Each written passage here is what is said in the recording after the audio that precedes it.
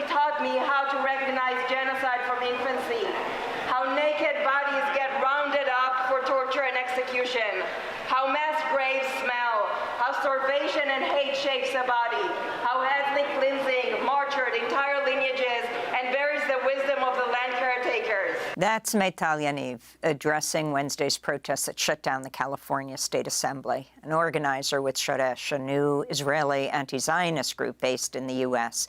They were born in Tel Aviv. They're a former IDF soldier, which they write about in their new book, Bloodlines. Welcome to Democracy Now!, Meital. Can you talk about why you've decided to take the stand and talk about what you did as an Israeli soldier and your change of heart? Yes, thank you, Amy, for having me, and thank you for the work that you do. So I was raised in a very, I would say, extremely Zionist family, but also very common way of being raised in Israel. I have a lot of war heroes in my family, fallen soldiers, Lechi recruiters, Air Force commanders, and the like, Mossad agents. And as the child of my father, I was recruited into the Air Force. And after 6 months of serving, my base was moved from Tel Aviv to the south. This was 2002. And I was asked to send planes to fuel planes that were going into Gaza, to bomb Gaza.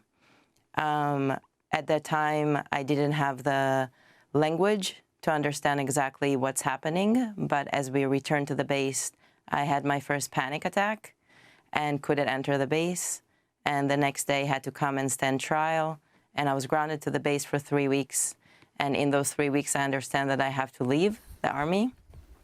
And that, knowing at that moment, made me want to take my life because it was so against everything I was taught.